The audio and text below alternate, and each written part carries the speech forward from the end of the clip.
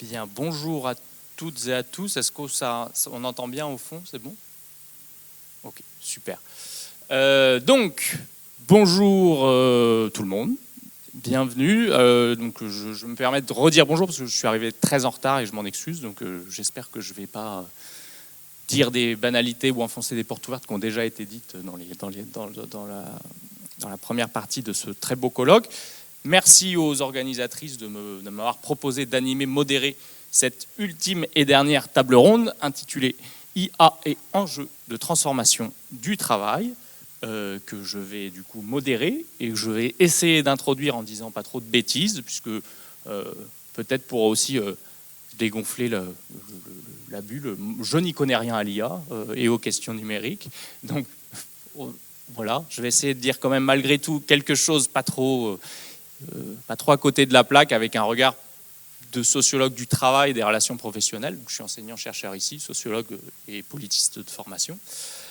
Et du coup, je vais modérer cette table. Alors, il me semble que cette table ronde, elle est, pour dire deux mots peut-être d'introduction, plutôt bien nommée, enjeu de transformation du travail, puisque moi, quand on m'a proposé d'animer cette table ronde, je me suis dit, ah c'est bien, ça va pouvoir remettre un petit peu en discussion une idée reçue, ou en tout cas des discours parfois un peu apocalyptiques qu'on entend quand on parle de l'IA, au sens où ça préfigurerait une forme de disparition du travail ou de fin du travail, avec la suppression d'emplois, de millions d'emplois, etc., et leur remplacement par des outils numériques. Ça, c'est des discours, il me semble qu'on a un petit peu entendu avec l'émergence, l'accélération des questions d'IA ces dernières années, et qui en fait, ce que montrent beaucoup de gens, mais en tout cas des sociologues du travail qui sont ceux que je connais le plus, c'est que ces discours-là sur la fin du travail, sur la disparition du travail, ils n'ont absolument rien de nouveau, ils ont toujours été présents à chaque révolution technologique, avec la mécanisation, la robotisation, l'arrivée des ordinateurs, du numérique, etc. Et avec l'IA, pas plus que pour ces autres évolutions technologiques, eh bien, ça ne résiste pas à l'épreuve des faits, c'est-à-dire que les effets sur l'emploi, sur le volume d'emploi, sur la disparition du travail, au sens où on l'entend comme ça, eh bien, ils étaient assez peu palpables. Mais par contre, effectivement, il y a tout un ensemble d'enjeux de transformation, là c'est sûr, de l'activité, de l'organisation du travail. Sous différents angles. Certains, alors je m'en excuse, ont peut-être été déjà largement abordés au cours de la journée. J'ai entendu ce qui se passait dans la table ronde précédente, notamment autour des enjeux de contrôle et de surveillance du travail. L'IA fait peser ce premier risque sur la question de l'intensification du contrôle, l'intensification de la surveillance. Alors j'avais plutôt en tête des choses sur qu'est-ce qui peut se passer pour des préparateurs, préparatrices de commandes dans des entrepôts logistiques ou dans une usine, la prochaine machine qu'il va falloir aller réparer. Il y a eu d'autres exemples et d'autres cas d'études qui ont été présentés dans la table ronde précédente. Ça, c'est, à mon avis, un premier enjeu assez fort. Un deuxième enjeu, c'est celui de l'intensification du travail, avec l'idée que plutôt que libérer du temps grâce à ces outils technologiques, on va plutôt intensifier le travail. Et ça, pour tout type d'activité, je ne sais pas, je pense au radiologue qui, plutôt que lire 20 radios, va devoir confirmer 60 diagnostics prédéfinis par une IA au préalable. Et troisième enjeu peut-être, pour ne pas être long, il me semble qu'il y a aussi un enjeu en matière de déqualification du travail, au sens où, là ce serait plutôt l'exemple, je ne sais pas, du traducteur ou du journaliste qui, plutôt que de faire une sorte de geste créatif, de produire un article ou de traduire un texte original, de proposer une première version de traduction originale, ferait plus qu'un travail de post-édition, c'est-à-dire de révision d'un travail pré-mâché par une IA, avec des conséquences que ça peut impliquer, par exemple sur des niveaux de rémunération, sur des niveaux de salaire. Donc ça, c'est tout un ensemble d'enjeux liés à de transformation du travail, qui commencent à être discutés, mais il me semble qu'ils ne sont pas complètement cartographiés et en tout cas, c'est encore un travail à mener. Je pense que c'est un des enjeux, un des intérêts de cette table ronde, c'est de pouvoir discuter de ces questions-là. Et deuxième axe intéressant, enfin, qui me semble intéressant pour une table ronde comme celle-ci, c'est qu'elle invite avec les intervenantes qu'on va avoir le plaisir d'écouter, ça invite aussi à reposer la question plus largement de la démocratie au travail, il me semble.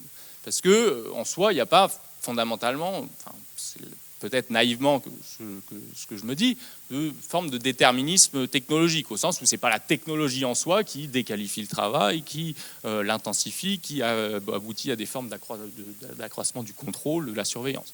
C'est bien, ce qu'il y a derrière, c'est des usages, des choix politiques au sens large, pas politique au sens politicien, mais les choix qu'on fait autour de ces technologies.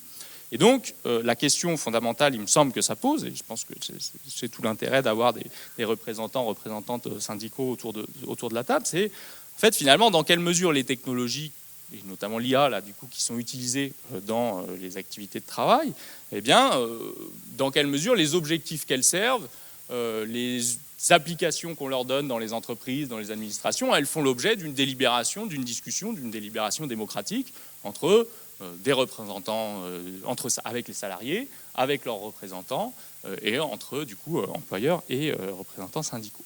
Donc dans quelle mesure ces représentants ils sont associés aux décisions, est-ce qu'ils ont leur mot à dire sur cette question? Donc fondamentalement la question de la démocratie au travail et de ses formes. Dans quelle mesure c'est possible aujourd'hui en l'état actuel de ce que sont les relations sociales en entreprise et dans les administrations. Donc pour aborder un peu toutes ces questions, on va avoir du coup 6 représentantes d'organisations syndicales. Alors je vais commencer de la gauche par la droite. Hervé Brie pour la CFTC, Garance Salva pour la CGT, Céline Cussac pour Force Ouvrière, Pascal Fabre pour la CFE-CGC, Céline Attagnan pour la CFDT et Marie Véron. Alors j'avais que Madame Véron en tête, donc je suis content qu'il y ait un prêtre, non, parce que j'allais dire Marie Véron pour Sud Solidaire. Du coup, je vais, vu qu'on n'a qu'une petite heure et demie, parce qu'on m'avait dit qu'il ne fallait pas qu'on finisse trop tard, ce que je vais faire, c'est que je vais vous poser deux grands axes de questions un petit peu larges initialement, et ensuite vous laisser la parole successivement pour 10 minutes, pour qu'on arrive à 1 heure, et qu'on ait quand même le temps, vu l'audience qu'il y a dans la salle, le temps pour une phase de questions-réponses avec l'auditoire. Donc, faites un peu votre marché dans les axes et dans les questions que je pose. Saisissez-vous de ce qui vous parle, depuis aussi la position que vous occupez, les mandats que vous avez, depuis les points de vue de vos organisations respectives. Faites un petit peu votre marché là-dedans. C'est-à-dire, mais en fait, c'est 2 grands axes que j'ai déjà un petit peu esquissés, c'est-à-dire un petit peu quel regard vous portez, donc, depuis vos organisations, depuis vos mandats, depuis les secteurs éventuels dans lesquels vous travaillez, sur les impacts concrets de l'IA sur le travail, quelles répercussions liées au développement de l'IA, est-ce que ces risques que j'ai très rapidement esquissés d'une déqualification, d'une intensification, d'un accroissement de la surveillance, est-ce que c'est des choses que vous observez? Est-ce que c'est incomplet? Est-ce que ça a ses raccords avec des constats que vous pouvez faire depuis avec votre regard à vous? Ça, ce serait pour la première série de questions. Et la deuxième, c'est plutôt quels seraient finalement les leviers en tant que représentante syndicale, mais aussi peut-être les obstacles que vous identifiez pour promouvoir des usages de l'IA qui puissent servir, ou en tout cas qui ne nuisent pas aux intérêts des travailleurs et des travailleuses. C'est-à-dire comment on peut promouvoir un usage de l'IA qui mette des garde-fous vis-à-vis de ces différents risques que j'ai essayé d'esquisser. Donc, à travers les canaux de la représentation du personnel, via les IRP, via la négociation collective, ce qu'on appelle le dialogue social, à travers d'autres canaux éventuels dont vous pourrez nous parler. Mais en gros, qu'est-ce qu'on peut faire pour promouvoir un usage de l'IA qui soit dans un sens qui ne nuise pas aux intérêts des travailleurs et des travailleuses. Voilà, donc pour une introduction très liminaire et très générale, et pour un ordre complètement aléatoire, je propose de passer de la droite vers la gauche, si ça vous va, un ordre très réfléchi de présentation respective. Voilà. Merci. Merci effectivement pour l'invitation et pour l'organisation de cette journée. Donc Marie Véron, donc moi je représente la fédération Sud-PTT, dont je suis la secrétaire générale, donc au sein de l'Union syndicale solidaire. Et donc pour cette table ronde, moi je voulais partir d'un exemple que je connais bien et d'une entreprise qu'on connaît toutes et tous bien, et en l'occurrence une entreprise qui s'appelle La Poste. Pour commencer, on va dire cette ce propos, replacer un petit peu les choses, enfin en tout cas la Poste dans un contexte, que c'est vrai qu'on a une image souvent un peu d'Épinal de la Poste, ancienne administration. On est très très loin de ça aujourd'hui, puisque la Poste est une société anonyme, comme il en existe des milliers.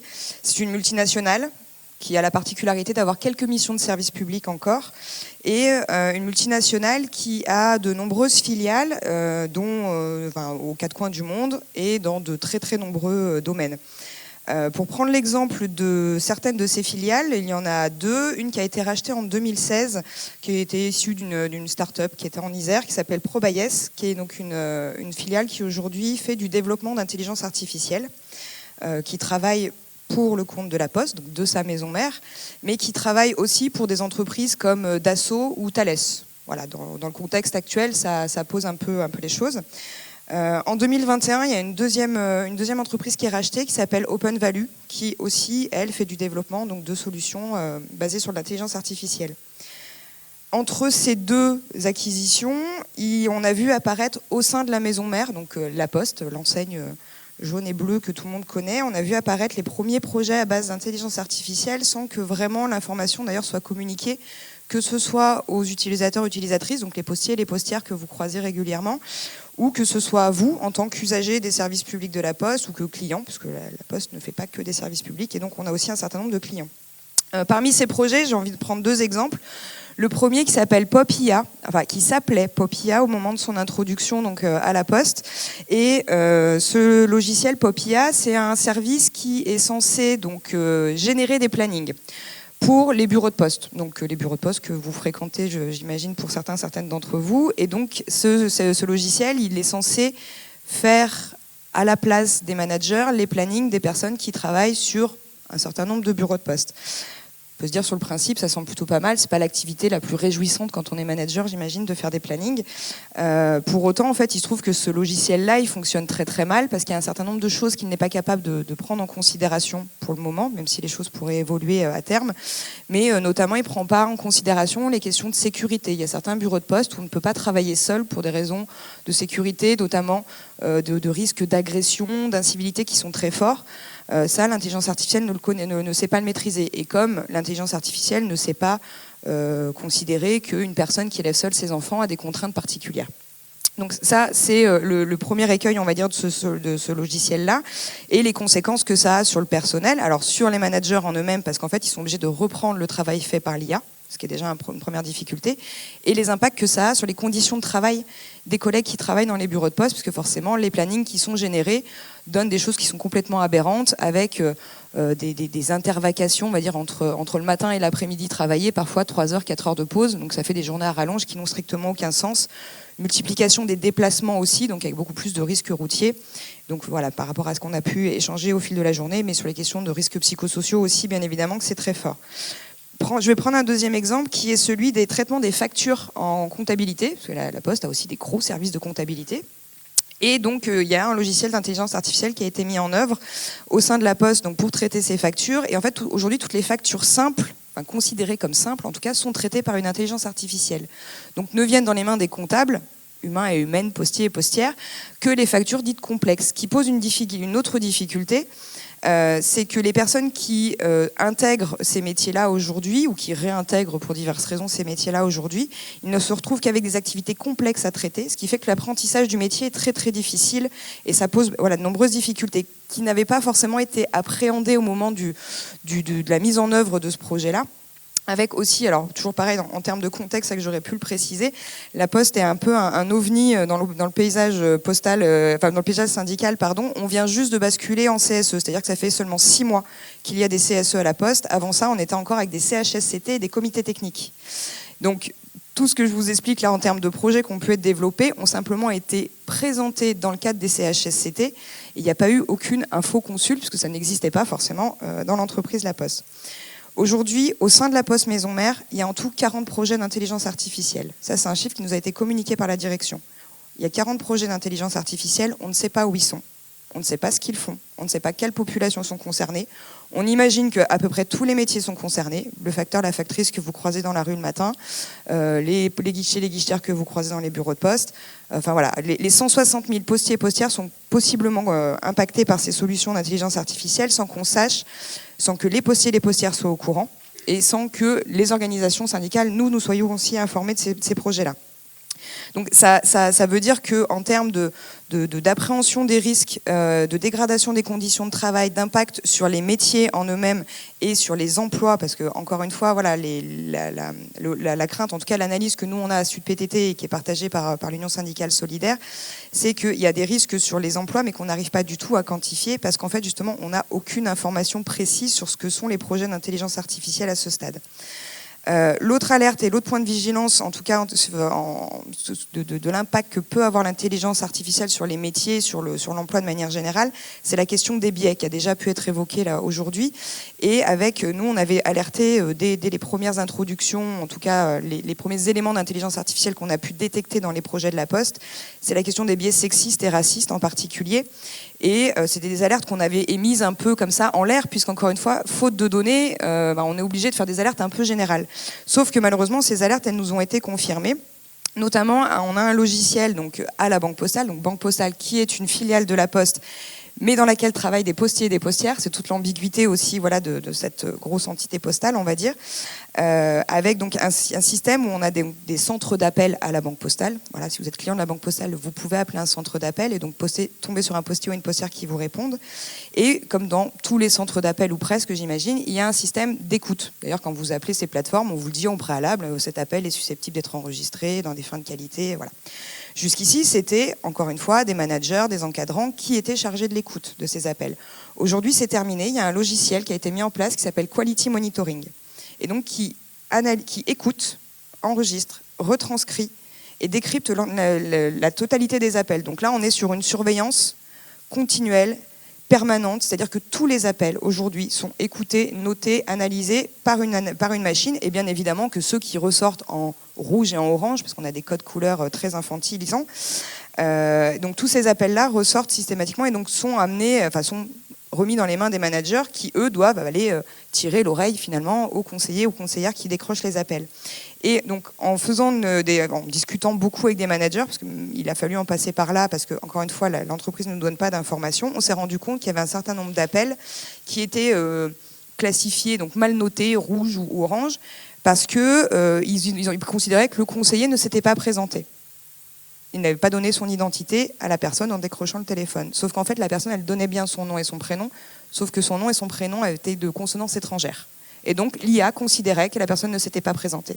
De la même manière, les voix de femmes sont plus souvent mal analysées, c'est-à-dire qu'elles sont beaucoup plus souvent considérées comme en colère, pas dire hystérique, mais je pense qu'on est à deux doigts quand même.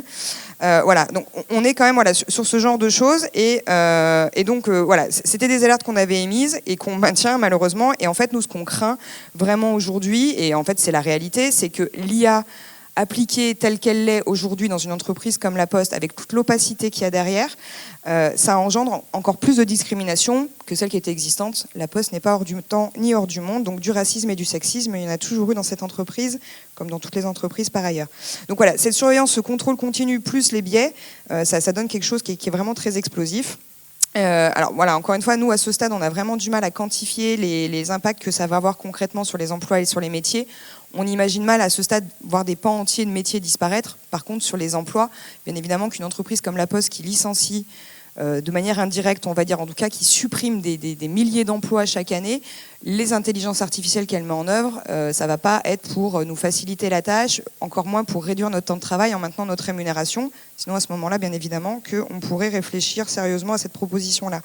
Mais voilà, donc pour le moment, on a très peu de visibilité, y compris sur les impacts sur la santé. Encore une fois, je vous disais, voilà, le passage en CSE étant très récent, c'est aussi un peu des difficultés pour nous parce qu'il s'agit d'appréhender de nouvelles IRP et aussi voilà, sortir de ce tunnel qui a été la négociation, la mise en place. Il y a aussi la question, je vous le disais, voilà, de l'opacité et de surcroît avec cette histoire de filiale où finalement aujourd'hui la Poste, elle est utilisatrice d'intelligence artificielle, mais aussi elle est vendeuse auprès d'autres entreprises de solutions d'intelligence artificielle. Et nous, on ne peut pas s'empêcher de penser qu'aujourd'hui, à la Poste, il y a 160 000 cobayes qui aujourd'hui expérimentent l'IA pour des services qui demain seront commercialisés dans d'autres entreprises. Donc voilà, donc nous là, voilà, on sait qu'on est vraiment qu'au début des réflexions et des travaux qu'on a à mener sur les questions d'intelligence artificielle et sur les impacts que ça va avoir sur les emplois, sur les métiers qui sont les nôtres. On garde en tête que, en tout cas à Sud PTT et à Solidaire, notre objectif premier, c'est la transformation sociale. Et donc ça passera par des luttes. Et pour ça, il va nous falloir toujours plus de données, beaucoup plus de réflexions, comme on peut avoir aujourd'hui avec vous. Et puis encore une fois, voilà, tout ça pour arriver à réduire le temps de travail et puis à partager mieux les richesses. Nickel. Bonjour à tous, merci effectivement pour l'invitation. Je suis Céline Attagnan, je suis secrétaire régionale à la CFDT Bretagne. Je ne suis pas non plus du tout experte en intelligence artificielle et j'ai aucune envie de le devenir. Je suis experte syndicaliste. Je suis en charge des transitions et plus particulièrement sur la question de l'évolution des compétences à la CFDT Bretagne. Pour la CFDT, l'introduction de l'intelligence artificielle dans le travail, elle existe, elle est là, on ne peut pas le nier, elle est là déjà depuis plusieurs années. Comme tout changement, comme tu le disais, que ce soit la mécanisation, la numérisation, on est effectivement sur quelque chose qui présente des risques et qui présente aussi des opportunités. Et donc, tout l'enjeu est de saisir les opportunités et prévenir les risques, et pas le contraire. C'est une blague, c'est pas drôle, d'accord. Mais l'idée, elle est quand même là, et la position de la CFDT, elle est de dire que le dialogue social doit permettre de faire vraiment en sorte que l'IA devienne aussi une voie de progrès social.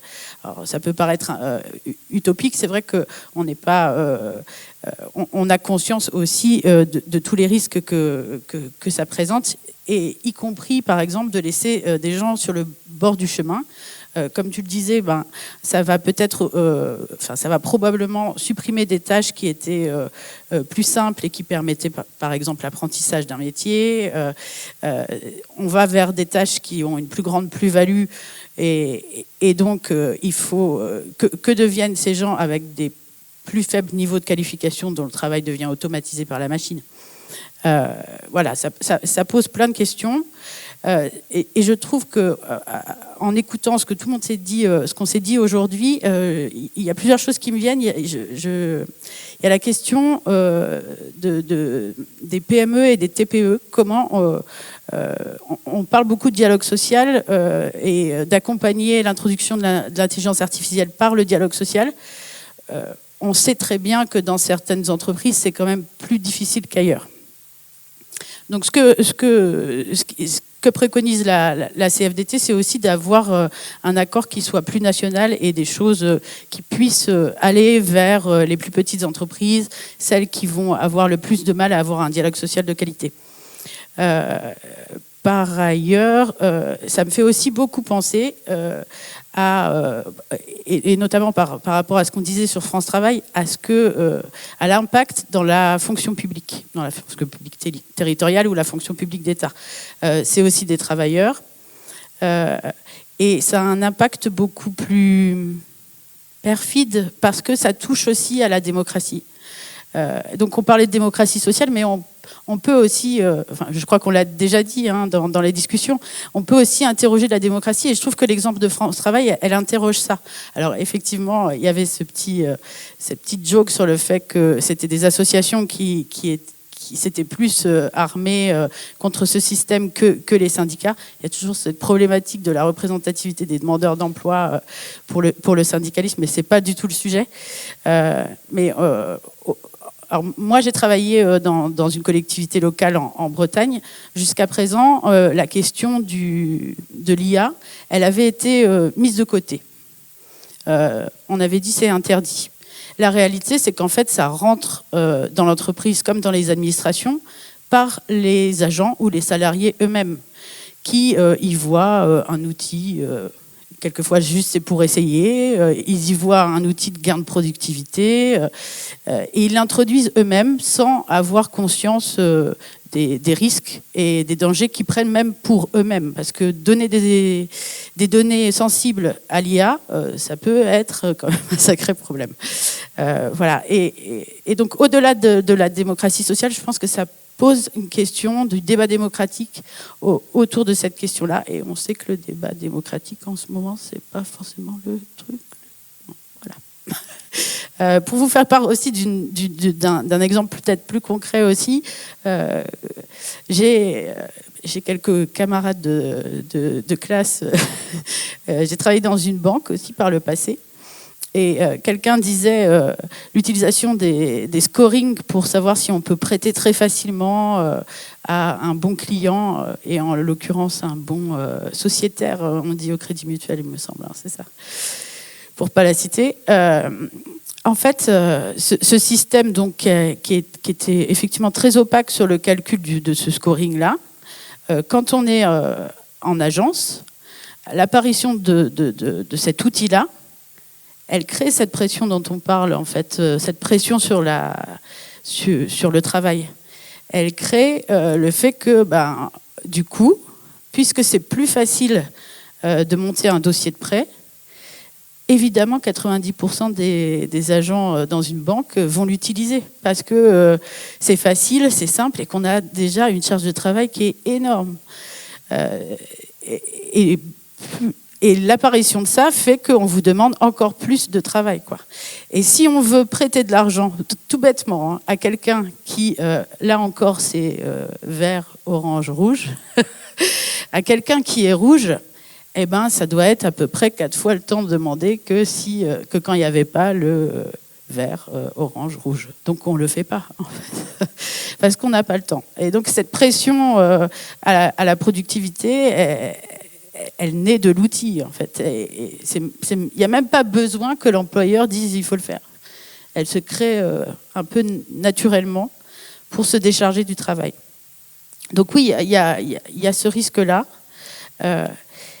Et je dirais aussi une productivité, du volume pour les mêmes ressources. Et pourquoi faire, en fait? Pourquoi toujours vouloir gagner en productivité?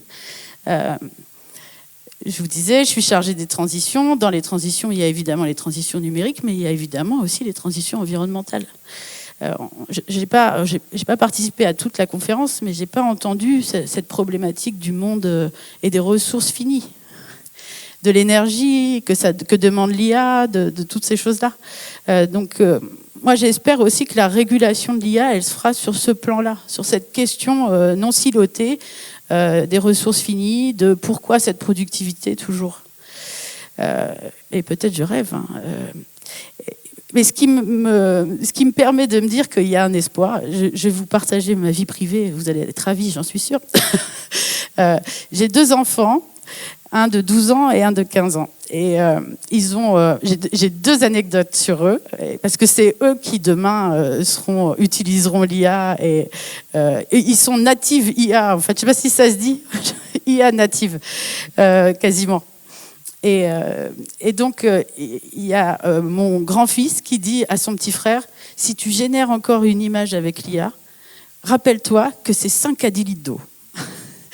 Et ils se disent ça dans la voiture, ils se chiffonnent là-dessus. Et donc, ils ont cette conscience écologique sans avoir jamais été formés là-dessus.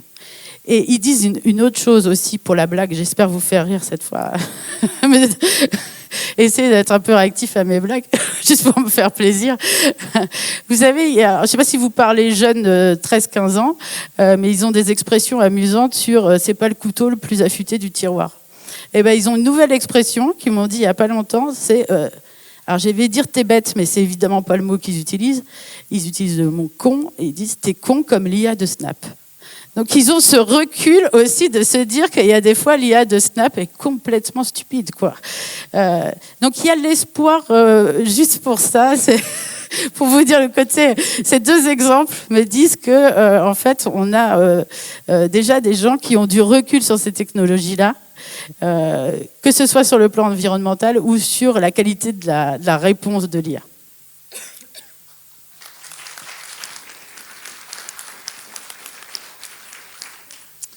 Bonjour à toutes et à tous. Donc Pascal Fabre, je représente la CFECGC. J'ai le titre un peu pompeux d'expert IA et comme mes deux voisines et mon voisin, je n'ai aucune compétence informatique ou technologique. Par contre, j'ai un parcours syndical un peu rempli. Donc je suis salarié d'une petite banque régionale qui n'est pas de la Bretagne, mais qui s'appelle BNP Paribas, pas systémique et qui n'emploie pas du tout d'intelligence artificielle, vous vous en doutez. Elle affiche juste qu'elle devait arriver à 1000 cas d'usage d'ici la fin de l'année. Donc voilà, c'est tout. Bon, c'est un peu de l'enfumage, mais je vous en parle après. Mon parcours syndical, moi je suis conseiller en gestion de patrimoine, donc je m'occupais plutôt des populations un peu riches chez BNP Paribas. Bon, voilà. J'ai fait toutes les fonctions possibles et inimaginables, de délégué du personnel à élu CE, secrétaire CSE, secrétaire adjoint CSEC, responsable syndical et responsable délégué syndical central, d'un petit syndicat qui s'appelle le SNB, syndicat national de la banque chez BNP Paribas. Juste pour vous faire un retour, la première fédération chez nous, c'est la métallurgie, la deuxième, c'est la banque. Et ça a été dit tout à l'heure, un des premiers cas d'usage qui a été évoqué, ça vient d'ici, c'est Crédit Mutuel de Bretagne, où il y a IBM qui a créé Watson. Et Watson, c'est aussi un joint venture avec BNP Paribas. Donc la boucle est bouclée. J'ai eu la chance de travailler avec l'INTEP, donc l'Institut national du travail, de l'emploi et de la formation professionnelle en étant auditeur, donc où j'ai rencontré pour la première fois Odile ici présente, et nous avons eu la chance d'aller dans les locaux d'IBM à Boston pour analyser déjà en 2018 Watson, qui analysait ce dont on a parlé tout à l'heure, les radios des hôpitaux, des gens qui avaient des cancers du sein notamment. C'était assez bluffant pour l'époque. On est en 2025, Watson Santé a été vendu et ils sont plus premiers du tout, donc ça va très vite aussi en termes économiques. Ce que je voulais dire tout à l'heure par rapport à l'intervention de Madame Bouvet, donc la doctorante, c'est que c'était super. En fait, elle a fait la promotion de ce qu'on a fait il y a 3 ans, ce qui s'appelle un projet Sequoia Deal. Je ne sais pas si vous en avez entendu parler, mais c'est un projet européen qu'on a monté notamment avec l'IRES. Donc la CFECGC était porteuse du projet et elle se voulait européen, c'est-à-dire et dans les participants et dans l'analyse des projets. Donc on a travaillé avec des Italiens et d'autres partenaires, des Allemands, Suédois et autres, que ce soit des partenaires patronaux, syndicats patronaux ou syndicats salariés. Et on a mis en place, la CFECGC était chef de meute, on va dire ça comme ça. On a sorti un rapport en juin 2023 qui donnait déjà les prémices de ce que vous avez déjà pu consulter cette année et qui a été présenté au sommet IA international de l'IA en France, qui est via l'IA. Et notamment avec des outils très précis qui sont ce qu'elle a évoqué, donc cartographie des systèmes d'intelligence artificielle, mise en place d'un registre, temporalité dans le temps pour suivre tous ces outils. Et voilà, c'était important que je le redise ici. La CFECGC travaille sur ces sujets depuis 2018. On a fait de multiples tables rondes avec des gens qui l'ont initié, qui étaient aussi de la banque, donc encore des banquiers, parce que ce sujet était prégnant. Mais pour vous parler de la banque un petit peu, moi je suis dans une structure où on annonce qu'il y a, jusqu'à l'année dernière, il y a 1 an et demi, on n'entendait absolument pas parler de système d'intelligence artificielle. Alors nous, on n'appelle pas ça un système d'intelligence artificielle, on appelle ça un système informatique avancé. Pourquoi ? Parce que l'intelligence artificielle, c'est un concept. C'est comme le marché. Bon, voilà, pour un banquier, parler du marché. C'est comme l'opinion publique. Donc, système d'informatique avancé, ça cale le débat. Et aussi, ça permet, on l'a dit tout à l'heure, de décrire, je ne sais pas s'il est là, le monsieur informaticien, où il est parti, de quoi on parle exactement. Parce qu'effectivement, on peut parler de plein de choses, robotisation, automatisation, mais est-ce qu'on parle d'algorithmes avec ce qu'on peut appeler de l'IA symbolique, et donc c'est le système expert, ou est-ce qu'on parle, et là la donnée est importante, d'intelligence artificielle, algorithmique, qui va engendrer l'utilisation de données et ne se nourrir que de données. Pourquoi je dis ça ? Parce que pour nous, on a 2 axes d'intervention de représentants du personnel, donc c'est une quête longue. Donc, tout à l'heure, je l'ai entendu, on n'est pas des associations, les syndicats. Et nos représentants, ils sont un peu comme vous et nous. Ils ne sont pas à la page de tous ces systèmes, ils ne sont pas très à l'aise. Et c'est vrai que les accords, on ne les trouve pas, il n'y en a pas. Voilà, c'est simple, il n'y en a pas. On est en train de les recenser, on parle d'intelligence artificielle, on mélange tout. Il faut peut-être se poser la question de pourquoi on englobe un terme générique pour un petit peu aseptiser ou asphyxier les pensées. Aujourd'hui, dans mon entreprise, ils sont présentés 6 cas d'usage. C'est la première fois qu'ils sont présentés dans un CSE central. Il n'y a pas d'infoconsult. On présente et on avance. Alors qu'on a dit au marché il y a 1 an et demi que c'était appliqué et qu'on allait dégager 500 millions d'euros. Bon, voilà. Donc tout ça pour vous dire qu'il y a un travail de... Alors j'aime pas acculturation, ça me plaît pas, c'est la culturia, ça me plaît pas. Moi je préfère l'éducation. On éduque à quelque chose qui existe, comme un enfant. Je ne sais plus qui a pris l'exemple tout à l'heure de l'enfant à qui on monte des voitures. C'est un petit peu la même chose. Et donc notre volonté, donc depuis septembre, on a créé un cercle des experts on prend un représentant de chaque fédération. Donc métallurgie, banque, c'est moi, et toutes les autres fédérations. Et on anime ça avec que ce soit des gens comme Odile, qui nous font un retour sur Dialia, des avocats, des juristes. On se met en atelier, en groupe de travail. Et la question qui revient toujours, c'est comment j'aborde le sujet dans mon entreprise. Très clairement. Comment je fais? Quelles questions je pose?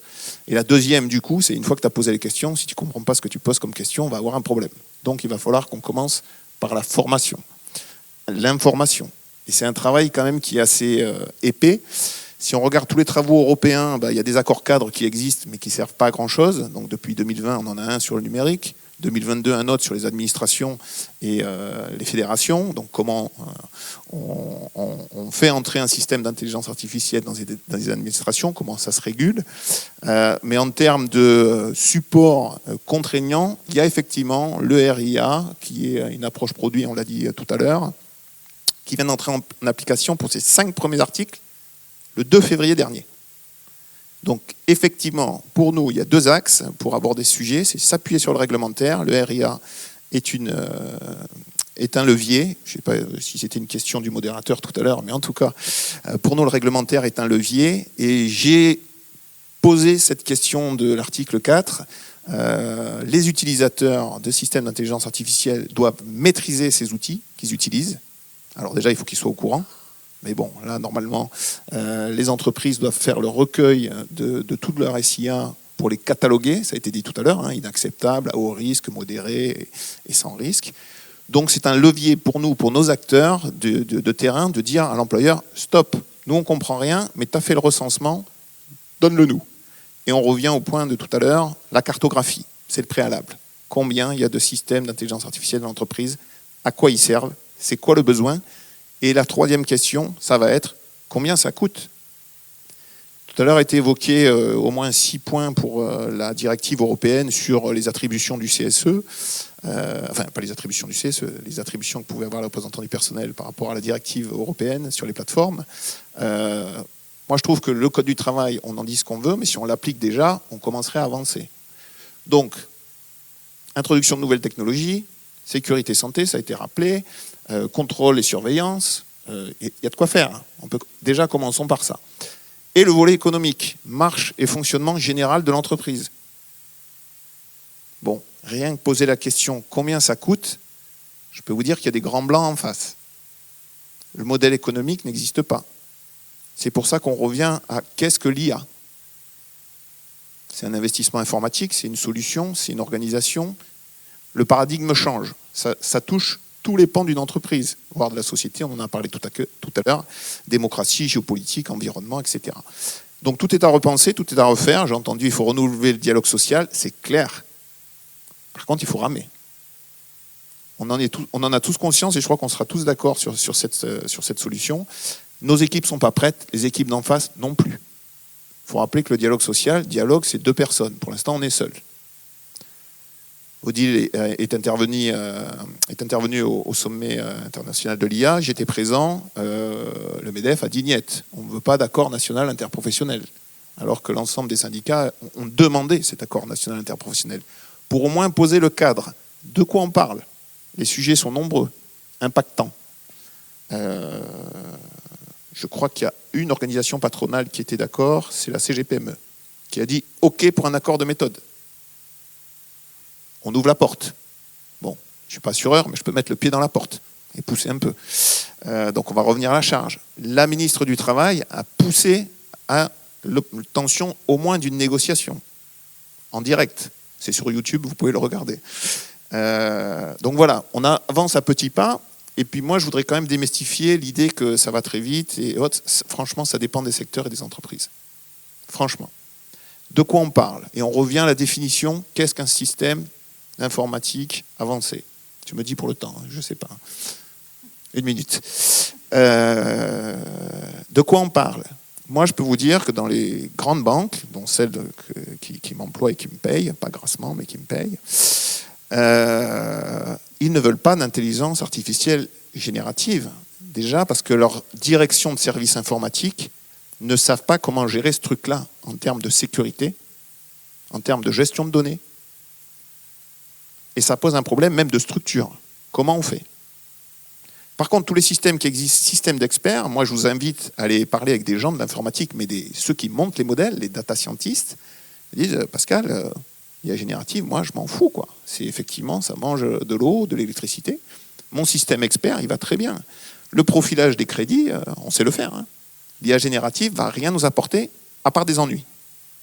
Les biais, les stéréotypes, on va classifier encore plus les gens, ça ne va pas plus vite. Par contre, à contrario, la scannerisation, on a parlé des chèques tout à l'heure du Crédit Mutuel qui a été faite il y a déjà très longtemps. Moi, je peux vous dire qu'on scanne tous vos documents pour un crédit immobilier. Vos revenus, fiches de paye, impôt sur le revenu, taxes foncières, etc. Ça s'implémente direct dans un logiciel et dans une interface qui va faire en sorte qu'un crédit immobilier va mettre 6 jours de moins, en moyenne c'est 12 chez nous, on n'est pas très rapide, va mettre 6 jours de moins pour sortir une offre de prêt. Voilà. Et cette scannerisation, c'est quelque chose qui coûte pas très cher, mais qui emploie à minima, et c'est pour ça que c'est important de parler de technologie un petit peu quand même, et de s'y intéresser, 6 logiciels différents. Parce que tout à l'heure, je ne sais pas qui l'a dit, mais il va falloir une reconnaissance, un logiciel pour une reconnaissance de photos, un logiciel pour une reconnaissance de script, un logiciel pour une reconnaissance de chiffres, un logiciel pour une reconnaissance du format PDF, etc., etc. Donc ça veut dire 6 logiciels, nous on achète les logiciels, on ne les crée pas. Hein.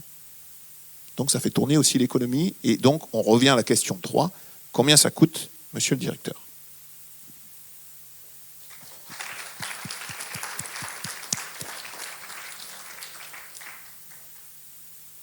Bonjour, Céline Cussac, donc pour Force Ouvrière. Bon, ça me rassure, on est tous différents.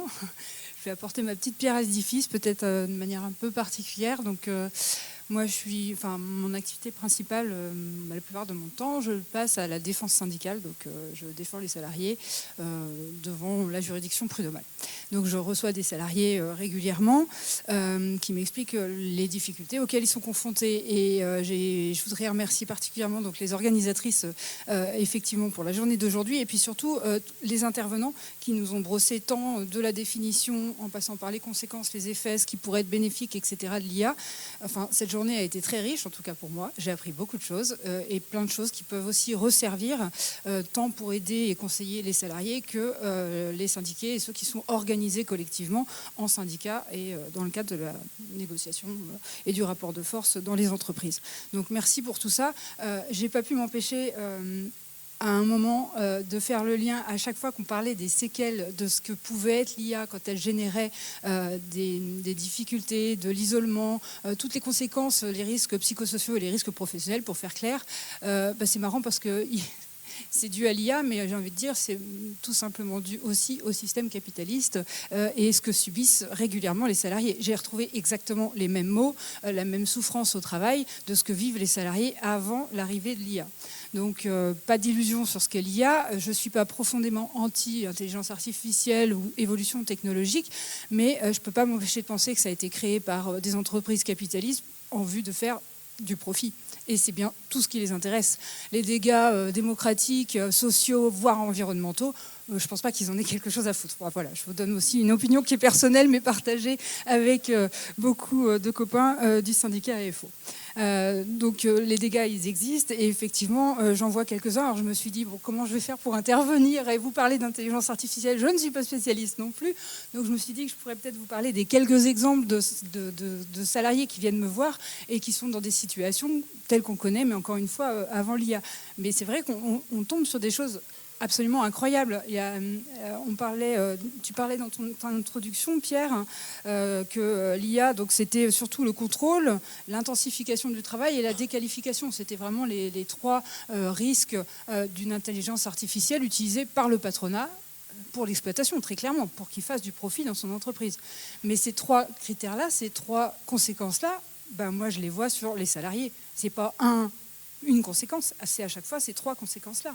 Je veux dire, le contrôle, bien sûr, j'ai des salariés qui viennent me voir qui sont dans des call centers, on en parlait tout à l'heure, et les salariés sont surveillés, donc elles doivent brancher leur casque en permanence. Enfin, la dernière que j'ai reçue, là, qui a été licenciée, elle bosse pour les pompes, alors pas pour les pompes funèbres, mais c'est une boîte qui vend des solutions a posteriori pour la famille de gens qui sont morts. C'est pas très délicat ce que je viens de dire.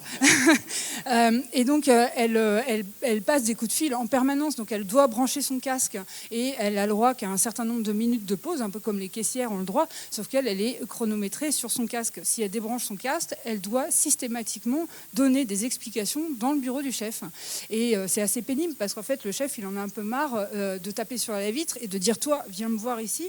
Parce qu'en fait, ton casque, il a été débranché. Et c'est une personne qui a qui a de la présence physique. Et donc, son siège, en fait, il tape régulièrement contre le siège de la fille derrière. Donc, quand elle se retourne, son casque saute. Et effectivement, elles essayent de s'arranger pour que les deux sièges et les deux fauteuils tournants puissent s'accorder. Donc, voilà. Et donc, ça a encore sauté. Et là, le manager a tapé sur la vitre, mais ça a fait un silence de mort dans le call center, justement. Et il l'a montré des doigts comme ça. Viens ici. Et donc, c'est le traitement qu'elle a subi. Donc, quand elle y est allée, effectivement, elle était impressionnée par la violence du propos, alors qu'elle passe sa vie dans son casque, en fait. Et là, de manière hyper violente, le manager lui explique par A plus B que c'est totalement inadmissible, qu'elle s'est déconnectée 7 fois en 3 heures, et que ça, c'est pas acceptable. Ok, d'accord, ça a duré 14 secondes ou 10 secondes, le temps de se rebrancher, mais ça, il ne veut pas le savoir. Et finalement, elle a été licenciée. Donc, elle vient me raconter ça. Oui, on va contester le licenciement. Oui, c'est possible qu'on gagne. Mais en attendant, ce qu'elle a subi et cette violence qu'elle a eue et qui va être imprimée, ça va être difficile pour elle de retrouver un boulot dans le call center. Je pense qu'elle a abandonné la téléprospection, c'est clair. J'en ai d'autres, mais il faut que je fasse attention au temps, je me connais. J'en ai une autre qui bosse dans un labo du bâtiment, et c'est pareil. Alors, elle branche à chaque fois qu'elle fait une action, donc elle bosse dans un laboratoire pour le BTP. Donc, elle analyse des échantillons de sable, de terre, de cailloux. Et à chaque fois qu'elle passe d'un atelier à un autre, elle doit se brancher pour qu'on évalue le temps qu'elle passe sur chaque échantillonnage, pour arriver à l'ensachage et ensuite mettre un élastique, parce qu'il y a un double ensachage, parce qu'après elle envoie ça ailleurs. Et donc à chaque fois qu'elle passe d'atelier en atelier, elle doit se brancher pour qu'il y ait une détection, pour qu'on sache combien de temps elle travaille. Parce qu'en fait, il n'y a pas de chef, il n'y a pas de supervision. Donc elle se branche, puis elle arrive à la fin. Ah merde, mon collègue précédent, il n'a pas rechargé les élastiques. Donc je ne peux pas me brancher puisque la boîte est vide. Donc elle a fallu qu'elle aille chercher les élastiques, qu'elle remette les élastiques dans la boîte, que la boîte la détecte et qu'elle puisse se brancher. Donc effectivement, ça a fait un trou. Pas de problème, elle a l'explication. Et puis ça arrive 1 ou 2 fois, et puis un jour, pof, convoqué un entretien préalable, vous allez être licencié, il y a des trous. Qu'est-ce que vous faisiez le 14 septembre 2017 à 12h? Je ne sais pas, là, comme ça. Vous avez été débranché. D'accord, à quel stade? C'était avant les élastiques. Peut-être que parce qu'il y avait peut-être plus d'élastiques. Vous êtes sûr? Je sais pas, en fait, c'était il y a 1 mois, quoi. Enfin, qui se souvient de ça, quoi? Et donc, elle se retrouve dans une situation de devoir justifier quelque chose qui est totalement inhumain. Enfin, je veux dire, il y a un moment, c'est ça l'intelligence artificielle, c'est de créer et de générer quelque chose qui est au-delà de l'humain. Et nous, on nous demande à nous, humains, de justifier un truc qui est totalement inhumain. Et voilà ce que peuvent rencontrer les salariés au quotidien. Alors effectivement, on est dans le cadre de dossiers individuels. Est-ce qu'il faut se battre collectivement? On est complètement d'accord, il n'y a pas de souci. Encore faut-il avoir une représentation du personnel dans ce type d'entreprise. TPE, bon bah là je passe, il n'y a pas de représentation du personnel, donc j'entends, on va aller tout de suite sur les PME. PME, effectivement, il peut y avoir une négociation au niveau de l'entreprise, mais enfin, au secours. À quel moment on a un rapport de force favorable pour négocier quoi que ce soit dans une entreprise? Déjà, si on arrive à sortir de notre négociation égalité homme-femme quelque chose qui soit productif et génératif réellement d'égalité, on est content. Alors autant vous dire que négocier sur l'intelligence artificielle, c'est pas demain la veille, en tout cas à l'échelle de l'entreprise, à part peut-être certaines entreprises. Bien sûr, il n'y a pas de souci. Donc à l'échelle un peu plus haute, effectivement, il serait temps d'envisager les choses. La directive qui a été présentée tout à l'heure, la directive pour les travailleurs de les plateformes, c'est vraiment encourageant parce que c'est un vrai signe d'espoir, même si tout n'y est pas, mais il y a un certain nombre de choses. En fait, la question collective, c'est qu'est-ce qui est acceptable? Qu'est-ce qu'on peut accepter quand on est salarié de son patron? Enfin, moi, je suis syndicaliste, je suis dans la lutte de classe, quoi. Je ne suis pas là pour agresser mon patron, je suis là pour défendre les intérêts des salariés de ma classe. Et en face, le patron, il a ses propres intérêts, qui est le profit. Donc effectivement, ce qui l'arrangerait, c'est qu'il puisse continuer à faire le maximum de profit, que ça lui coûte le moins cher possible, que je lui coûte le moins cher possible. Donc il y a un moment, il faut engager ce rapport de force. Et s'il n'y a pas de rapport de force, je ne vois pas ce qu'on peut négocier en fait. Donc le rapport de force, encore une fois, en termes d'entreprise, d'accord. Sur la branche d'activité, je pense qu'il y a quelque chose à faire. Et puis une directive, alors certes européenne, pourquoi pas, vivement qu'elle soit transposée et qu'elle soit surtout interprofessionnelle, ça pourrait nous aider. Justement, sur ce qui est acceptable ou ce qui ne l'est pas, moi je ne peux pas m'empêcher de penser aux jeunes de demain. Les gens là qui sont venus me voir, en fait, c'est des gens qui traversent les entreprises, qui ont 1, 2, 4 ans d'ancienneté et qui n'ont pas fait toute leur vie comme certaines carrières. J'entends parler des grands groupes, la Poste ou la banque, ou différentes entreprises où tu peux faire carrière. Moi, je vois beaucoup de gens qui font 3, 4 ans et qui traversent encore une fois les entreprises. Et je constate aussi que j'ai beaucoup de jeunes qui viennent me voir, en tout cas qui ont à peine 30 ans, et qui me disent j'ai été dans cette boîte-là, j'ai été virée, mais heureusement, de toute façon, je serais partie, en fait, parce que c'est juste pas acceptable, les conditions de travail. Donc après, d'un côté, il y a le patronat qui se plaint parce qu'il trouve personne à embaucher, mais ça va s'empirer, en fait. Ça va être de pire en pire pour eux. Et d'où, justement, on arrive à France Travail, et je trouvais que c'était hyper intéressant ce que vous avez fait. On parlait d'intelligence artificielle et de parler de France Travail, parce qu'en fait, ce qui nous arrive en tant que salarié, ça nous arrive aussi quand on est travailleur privé d'emploi, quand on est chômeur. Et de mettre en relation ce qui se passe par rapport aux chômeurs, c'est exactement pareil. La cartographie, le suivi, le contrôle de toutes ces personnes qui sont en âge de travailler et qu'il faut absolument remettre au travail, parce que je vais essayer de pas m'éloigner, mais c'est vrai qu'il y a un changement de paradigme. L'assurance chômage était là pour s'assurer parce qu'on n'avait plus de travail. Mais là, non, c'est un devoir de retourner travailler et on t'envoie. Ça a été très bien démontré tout à l'heure, le workfare, là, c'est ce qu'on disait, l'obligation en contrepartie de ton allocation, tu vas retourner au travail. Et donc du coup, cette cartographie des gens qui doivent retourner bosser, avec l'utilisation de l'intelligence artificielle, en vue de quoi? Toujours pareil, de générer du profit, de renvoyer tout le monde au travail. Moi, j'ai confiance un peu dans l'avenir parce que je vois beaucoup de gens d'âge et de tempéraments très différents, mais aussi beaucoup de gens qui ne veulent pas se laisser faire et qui n'accepteront pas ce genre de conditions de travail. Et encore une fois, quand on n'accepte pas sa condition sociale, on est prêt à s'élever pour une condition qui soit meilleure pour soi, pour les générations futures. Et là, va générer ce réel rapport de force. Parce que sans rapport de force, je ne vois pas comment on peut y arriver. Donc l'idée est de brosser ce qui pourrait être acceptable, ce qui peut être enviable, et un travail qu'on comprend, qu'on mesure et qu'on a plaisir à faire. Et ça ne me paraît pas impossible à retrouver, si tant est qu'on s'allie. Et merci encore pour... Alors je ne sais pas si j'ai le droit de dire ça, mais merci aux intellectuels. Je vous caractérise comme ça de l'université. Je n'ai pas fait la fac, mais merci à vous, parce que justement, cet éclairage intellectuel des choses, les syndicalistes qui sont au contact des salariés qui sont dans cette lutte de classe et ce rapport de force, je pense que se tendre la main, se serrer la main et travailler ensemble peut qu'aboutir à justement à ce qu'on fabrique ce monde meilleur que j'imagine on souhaite tous.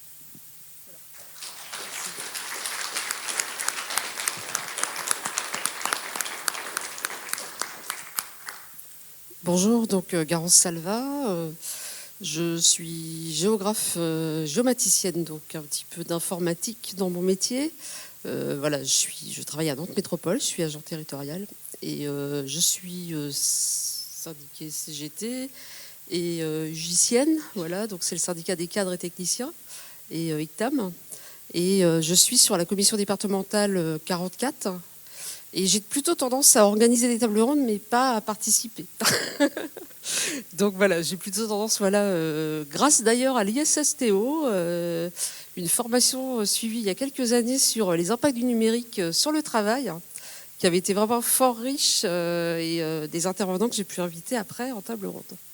Donc voilà, après sur ce que j'ai entendu, l'opacité, il y a quand même des choses qu'on constate. J'ai la chance peut-être d'avoir une collectivité territoriale qui s'inquiète déjà,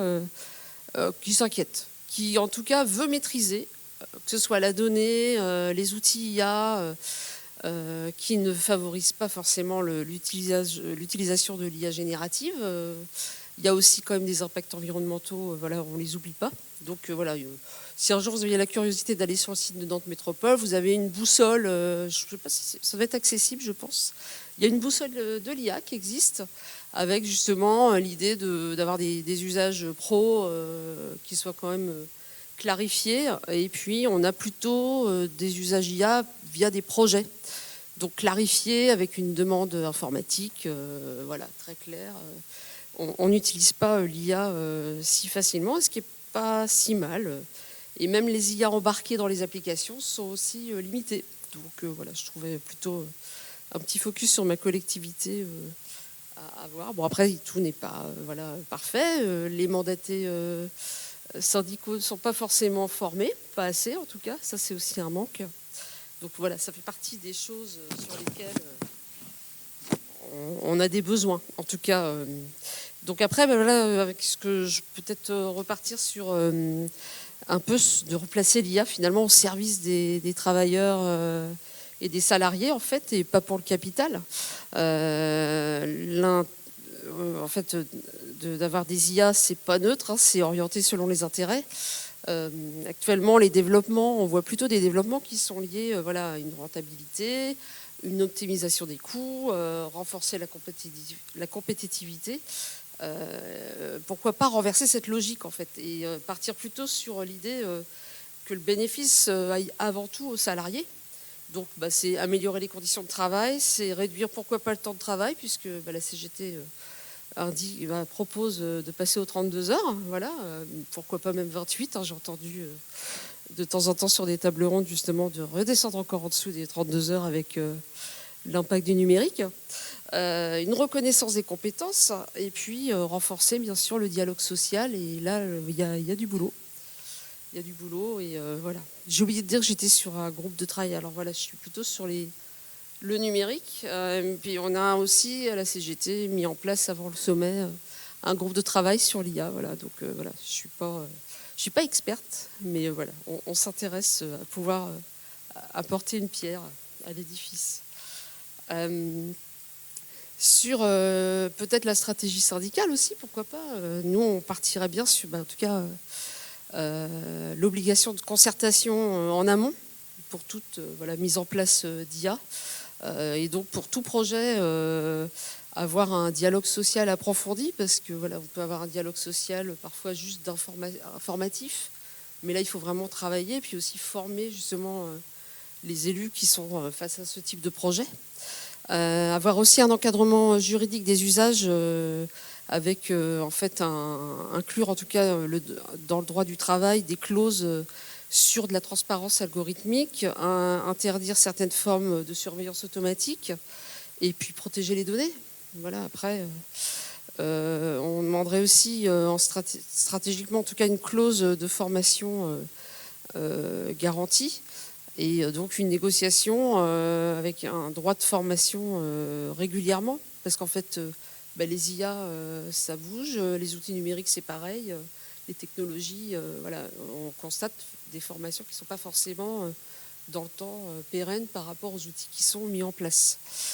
Alors on propose un partage des gains de productivité, puisqu'apparemment, ces types outils numériques ou IA, on pourrait redistribuer via le temps de travail, comme je l'évoquais tout à l'heure, pourquoi pas les salaires ou participation dans des entreprises, et puis avoir des outils et des compétences pour avoir un vrai suivi syndical et spécifique IA. Et donc, on aimerait la création d'un observatoire interne aux entreprises, mais aussi intersyndical, et avoir un suivi et aussi pouvoir faire des bilans sur la mise en place des IA. Voilà. Donc l'IA n'est pas une fatalité. Il y a des opportunités pour les salariés avec des notions d'accompagnement, de protection et considération comme acteurs d'innovation aussi. Voilà. Donc les syndicats ont un rôle à jouer sur ce sujet-là, en tout cas, pour éviter une évolution à un sens unique et construire un modèle IA au service du travail et non l'inverse. Et je partirais bien sur les effets, on avait dit un peu encore revendicatifs, mais en tout cas, suite au sommet sur l'IA, il y a eu en tout cas des effets, on entendait à l'époque, il y avait quand même beaucoup d'actualités sur des entreprises qui en tout cas avaient des effets d'annonce pour supprimer des postes et des emplois donc. Et donc il y a eu un bad buzz avec Inclusive, IBM. Et puis finalement, il y a une certaine opacité là-dessus. Et ce qui avait été quand même demandé, c'était d'avoir plus de transparence. Et on a l'exemple, par exemple, de Opco Atlas, où il y a eu une expertise. En fait, ça permet une expertise sur les effets qualification et métiers. Et il y a eu le refus, en tout cas, d'intégrer les effets sur l'emploi. Donc le bad buzz a quand même eu cet effet. L'opacité, elle reste, quoi. On n'a pas de... C'est quand même difficile de voir quel est l'impact sur les suppressions de postes. Donc le besoin de transparence, il est là. J'évoque une transparence qu'on trouverait intéressante. C'est quand même une vraie subvention pérenne pour l'IRES, puisque ce serait bien de continuer à étudier et d'être sûr d'avoir des budgets pour étudier les effets sur le monde du travail, en tout cas, avec l'intégration des IA. Donc il y a des effets aussi sur la productivité. Donc s'il y a des gains, ce serait de partager ce qu'on a évoqué tout à l'heure. Les financements publics, les aides publiques et privées aux entreprises, on aimerait aussi plus de clarté et de transparence, parce que c'est toujours ce manque de neutralité sur ce type d'outils. Et donc il y avait une alerte avant le sommet de l'IA, il y avait le rapport Aguillon-Bouvreau. La proposition quand même de financement de l'IA, c'était avec l'argent des caisses de l'Argic Arco. C'était plutôt moyen. Si on pouvait éviter de toucher aux retraites complémentaires, ce serait bien. Donc, donc oui, en tout cas, on pense que le droit reste insuffisant à date. Et donc, il est temps, faut vraiment qu'on réussisse à protéger le droit des salariés. Et puis, on revendique en tout cas une directive européenne et puis une convention OIT qui permettent quand même de protéger les salariés dans leur activité. Bon, alors après, pas de panique.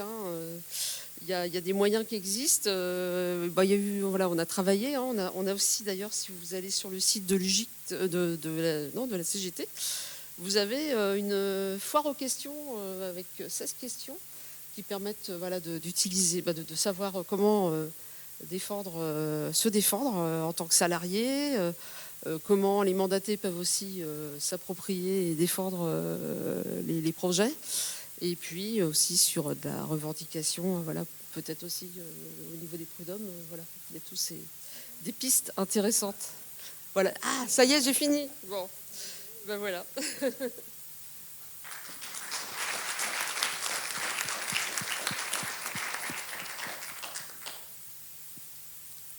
Ça va, vous allez bien? Ça en fait des choses. On peut respirer un petit peu avant d'avoir une nouvelle dose.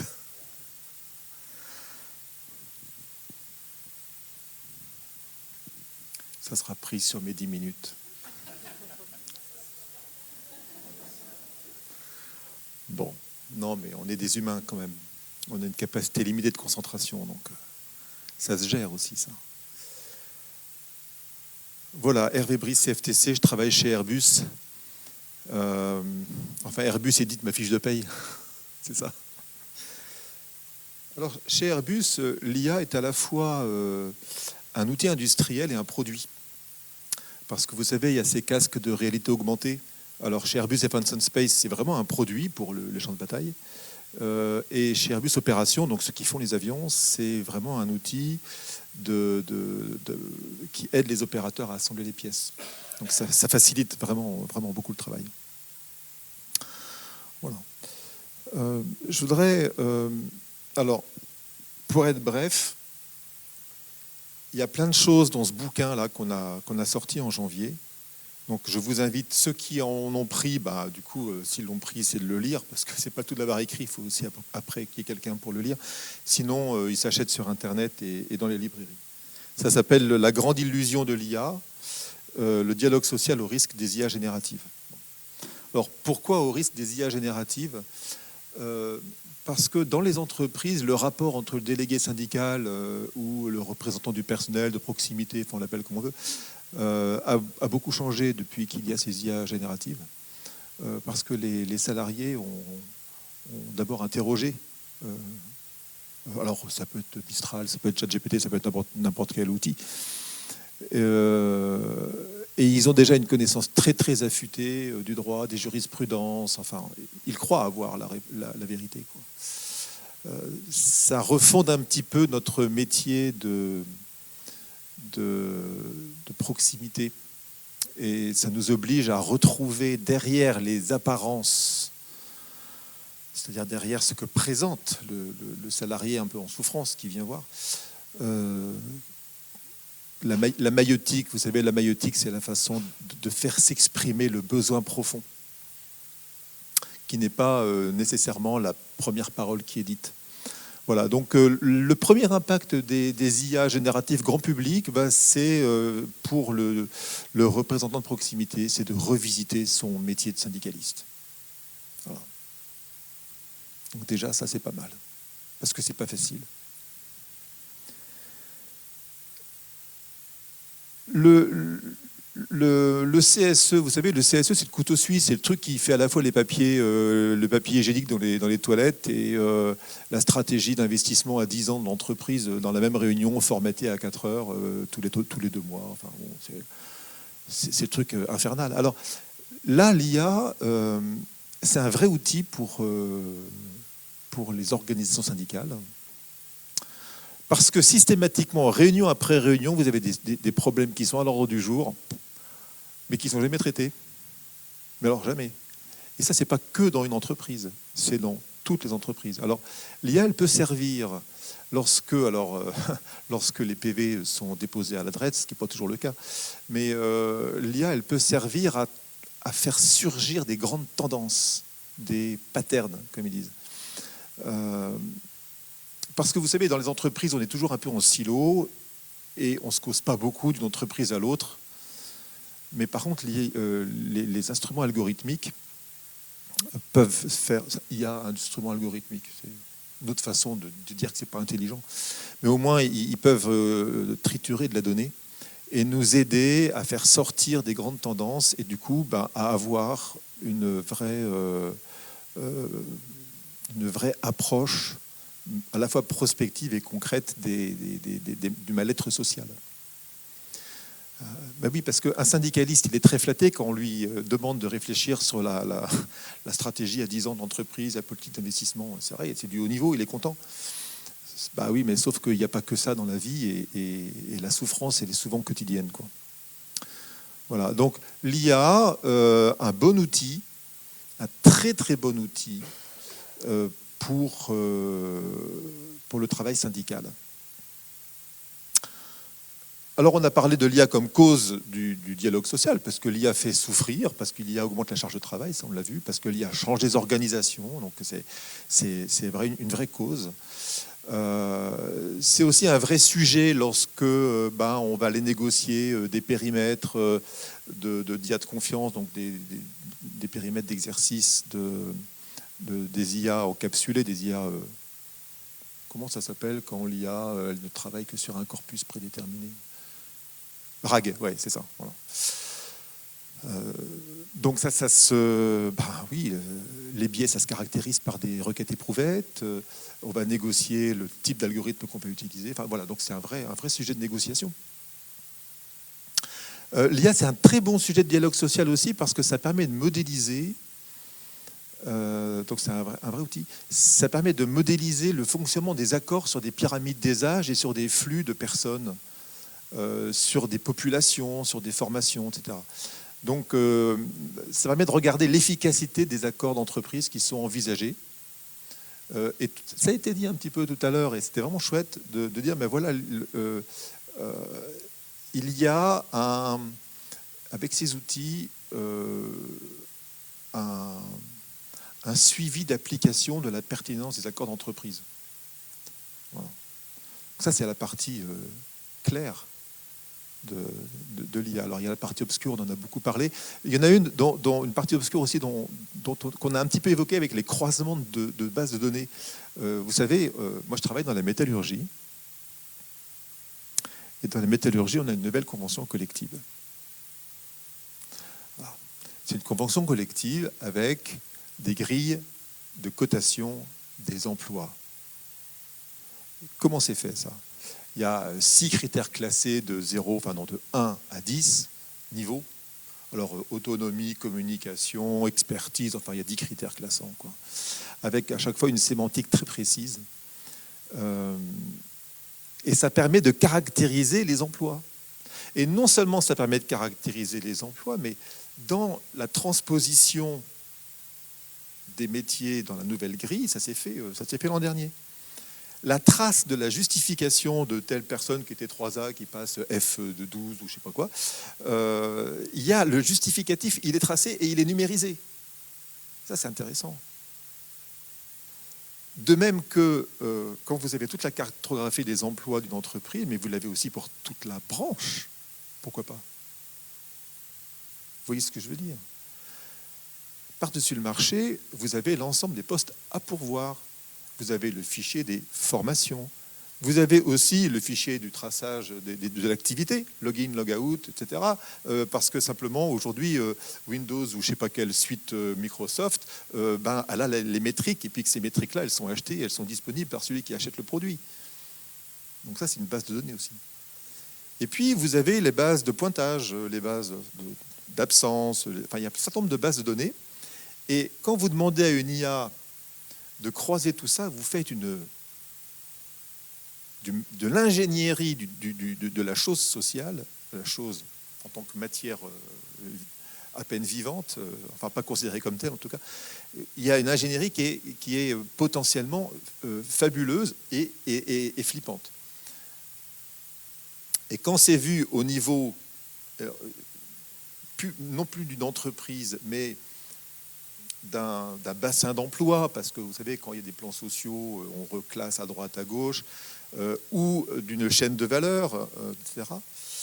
Ça vous laisse imaginer toute l'ingénierie sociale qu'on peut faire avec les compétences, le management des compétences. Voilà. Je pense que ça n'a pas échappé à l'UIMM, quoi qu'ils s'en défendent, lorsque ils ont conçu cette nouvelle convention collective. L'IA, c'est aussi un peu la conséquence du dialogue social, je dirais, parce qu'il faut me dire combien, 1 minute. Hein. Je ne pensais pas avoir été si long, du coup. Bon, voilà. En même temps, mon débit de parole, il est lent, hein, parce que je ne suis pas jeune. Vous savez, le Covid aussi, il est passé par là. Alors, ça compte pas, ça. Le devoir de vigilance, la CSRD et toutes ces lois et toutes ces réglementations qui sont des réglementations sociales vertueuses, y compris les analyses d'impact, etc., les CSE ne peuvent vraiment s'en saisir. Je parle des chaînes de valeur, hein, parce que le devoir de vigilance est sur une chaîne de valeur. Les partenaires sociaux ne peuvent s'en saisir qu'avec des outils d'IA. Donc ces outils sont aussi quelque part une conséquence de ce dialogue social qui était pensé au haut niveau et qu'on appelle donc le reporting extra-financier. Voilà. Bon, je ne vais pas abuser de votre remplissage d'informations parce que c'est déjà très très lourd.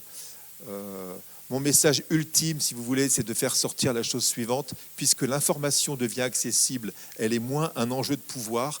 Puisqu'elle est moins un enjeu de pouvoir, on peut espérer, ça avait été dit un petit peu, on peut espérer, par Charlotte, je ne sais plus comment, que ça rebatte un petit peu les cartes des rapports de force dans l'entreprise et qu'on aille un petit peu plus vers de la codétermination. On en a parlé tout à l'heure, mais c'est un vœu à très très très long terme. Je ne suis pas sûr que ce soit très compatible avec l'esprit français de l'entreprise et des rapports sociaux.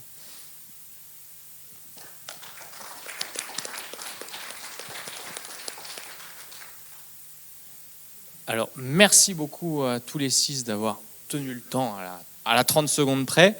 On a une dizaine de minutes pour 10 petites minutes pour échanger dans la salle. Donc, si vous avez des questions, sans transition, j'ouvre la parole et la discussion. Et vous aurez 10 secondes chacun pour répondre après.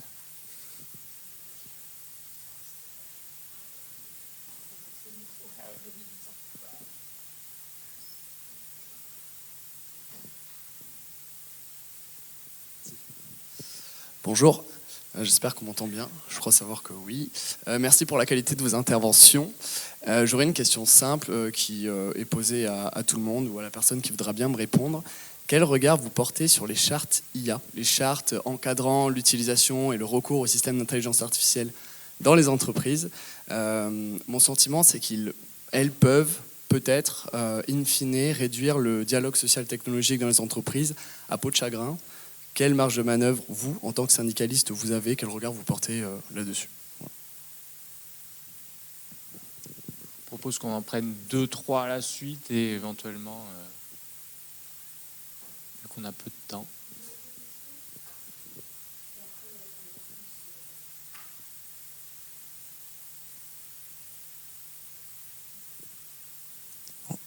On les a épuisés. Non, j'ai pas une question, mais j'ai une alerte par rapport aux chartes IA. On a des entreprises qui commencent à nous dire qu'ils vont faire rentrer les chartes IA dans les règlements intérieurs. Et là, pour le coup, ça n'a pas du tout la même valeur juridique. Voilà. Donc, pour moi, c'est vraiment une question. Au moins, s'ils rentrent dans les règlements intérieurs, comment ça sera opposable au niveau des salariés? Bon, je vais attaquer. Charte éthique, s'il y en a, c'est bien.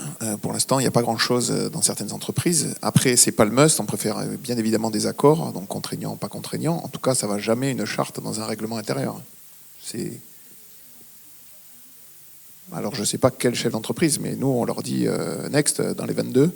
C'est soit, effectivement, on modifie le règlement intérieur, et pour parler de ce qu'on a évoqué tout à l'heure, le shadow IA, donc ça, effectivement, ça peut être interdit dans une entreprise, donc on va le spécifier et on va l'ajouter au règlement intérieur. Une charte éthique, c'est des bonnes dispositions, comme on pouvait avoir la charte sur la déconnexion. C'est une charte, on en fait ce qu'on en veut. Je pense que non, il faut au contraire. Alors, c'est le minima. Charte éthique, franchement, c'est le minima. Nous, on a eu un exemple de la charte, je crois que c'est la caisse d'assurance maladie de, je ne sais plus si c'est Alpes-Provence, enfin dans le sud de la France, où clairement la responsabilité de toute faute dans cette charte impactait les salariés, quoi. J'ai dit, non, si tu as un outil et que tu ne sais pas comment il fonctionne et que tu fais une bêtise, tu n'as pas appliqué l'article 4 de l'IA Act, et je pense qu'il faut modifier ce paragraphe.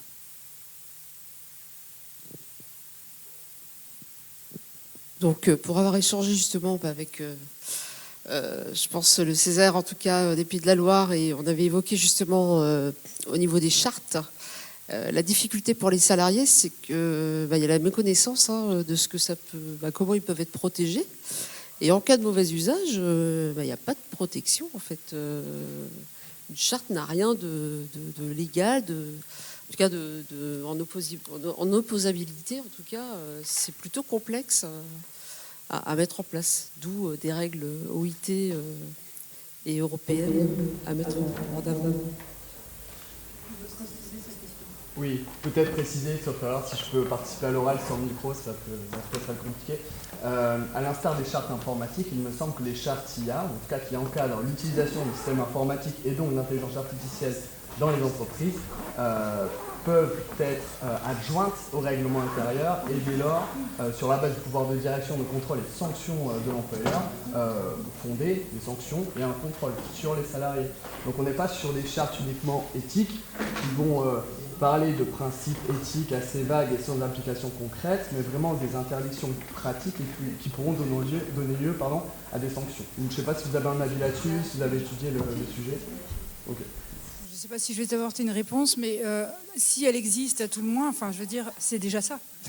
La charte, elle existe, elle est annexée au règlement intérieur, il y a des sanctions en cas de, j'ai envie de te dire, tant mieux. Mais si dans une entreprise où on est présent en tant que syndicat ou en tant que représentant du personnel, si on nous propose la charte, on dit bah, c'est déjà pas mal, peut-être que ça peut être du travail sur du long terme, mais si la charte est déjà présente, ça veut dire qu'il y a déjà un dialogue qui s'installe, donc autant peut-être faire une négociation et qu'on puisse avoir des contreparties, être plus précis. Enfin, la négociation est beaucoup plus ouverte et un accord, du coup, va engager beaucoup plus l'employeur et ça permettra, dans le cadre de la négociation d'autres accords, parce qu'on ne négocie pas que ça, on est dans un contexte dans l'entreprise avec un rapport de force, c'est toujours pareil. Donc la question, c'est, enfin moi j'ai du mal à te donner une réponse générale parce que ça dépend de l'entreprise, du rapport de force et où on en est dans la discussion. Mais si déjà il y a une charte, tu te dis bon bah, c'est déjà pas mal, et peut-être que l'année prochaine on arrivera à une négo en vue d'un accord qui sera beaucoup plus ficelant et engageant par l'employeur, notamment sur l'utilisation de l'IA. Enfin, voilà ce que je peux dire moi. Juste vite fait, mais dans ce que je comprends de ce que vous dites, en fait, c'est que cette charte, elle n'est pas du tout négociée. En fait, c'est l'employeur qui l'insère dans le règlement intérieur, y introduit des sanctions sans formation, sans explication, comme ce fut le cas effectivement des chartes informatiques, et que du coup, potentiellement, ça clôt encore davantage la possibilité d'un dialogue social dans l'entreprise, puisque, eh oh, Coco, on a déjà fait la charte. Je le comprends davantage comme ça. Et quel avis autre que de se dire qu'un bon dialogue social et un bon accord d'entreprise est bien meilleur que ça. Mais alors ça prouve quand même que l'employeur s'interroge sur cette question-là. Il voit un risque, il voit des choses, mais il utilise son pouvoir d'employeur unilatéral pour fixer le cadre. Et du coup, sans explication, sans formation, sans acculturation, voilà. Donc, non, Sous certaines réserves, il y a quand même une obligation d'informer et de consulter le CSE, de respecter le principe de proportionnalité, etc. Mais effectivement, dans la mesure où l'IA, et on l'a vu ce matin, génère un certain nombre de risques, l'employeur va pouvoir justifier ce genre de mesures, en théorie en tout cas. Et on a certains cas d'usage qui commencent à fleurir en entreprise. Donc voilà, c'était juste pour avoir votre avis par rapport à ça. Ouais. Je ne veux pas monopoliser la parole non plus. De mon expérience d'élu en CSE ou en CE avant, j'ai toujours voté contre le règlement intérieur et il s'est toujours appliqué. Voilà. Et juste en 30 secondes là, sur l'histoire des chartes, moi le peu que j'ai pu lire, j'ai vraiment le sentiment que c'est du marketing que font les boîtes. Et pour le coup, j'ai lu celle de La Poste, mais je pense que c'est à la portée même d'un enfant, puisque ça fait 1 page et demie. Et qu'en gros, on est beau, on fait des choses super bien, on a un tiers de confiance, venez acheter chez nous, on est trop fort. Et du coup, ce sera le mot de la fin. Merci beaucoup encore une fois. Et du coup, on a essayé de tenir les délais. Mais ça va.